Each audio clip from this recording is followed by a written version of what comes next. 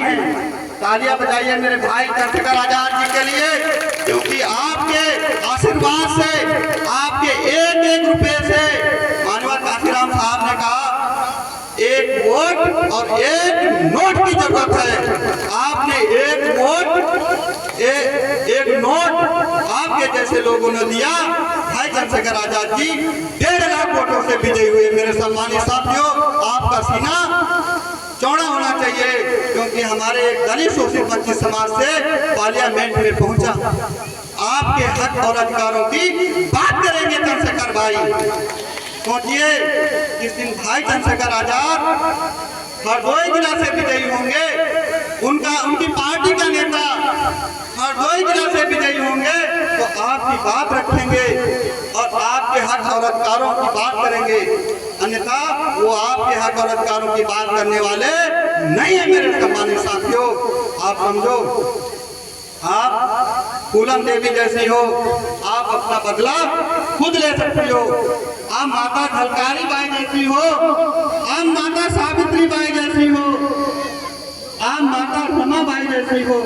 माता रमाबाई अगर बाबा साहब का साथ नहीं देती तो बाबा साहब अपने समाज की लड़ाई नहीं लड़ पाते।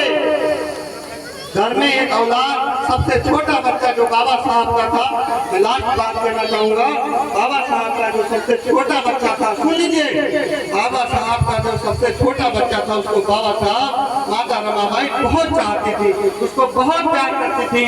माता रमाबाई जब छोटा बच्चा जब खत्म हो गया तो बाबा साहब गोलमेज सम्मेलन के लिए लंदन में उनका जो मीटिंग रखी गई थी, उसके लिए बाबा साहब कुछ ही दूर में चले हुए थे। तब वहाँ पे उनका छोटा बच्चा खत्म हो गया तो माता रमाबाई ने पड़ोसियों से कहा कि मेरे साहब को बुला दीजिए, मेरे बाबा साहब को बुला दीजिए, अभी वहीं तक गए होंगे। तो उनको बुलाने गए, बाबा साहब को बुलाया। आपका बेटा, छोटा बेटा जो है खत्म हो चुका है, दुनिया को छोड़ के जा चुका है। बाबा साहब वहां से वापस आ गए। मेरे सम्मानित साथियों,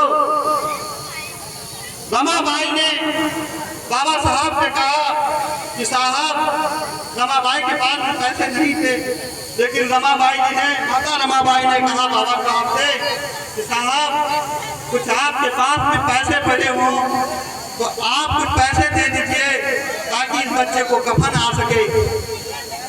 बाबा साहब ने ऐसे हाथ डाला, जब ऐसे हाथ डाला अपने कोट की जेब में,